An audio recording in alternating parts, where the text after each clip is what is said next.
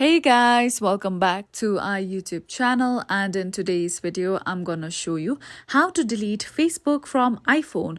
So first of all, just find Facebook application on your iPhone's home screen. So here's the Facebook application on my iPhone.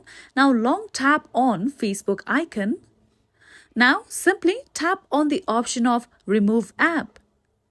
Now over here you'll see various options like delete app or remove from home screen. If you tap on the option of remove from home screen, the Facebook application will only be removed from your home screen. However, the app will still be downloaded on your iPhone. So we have to tap on the option of delete app in order to permanently delete Facebook application from our iPhone. So let's tap on delete app.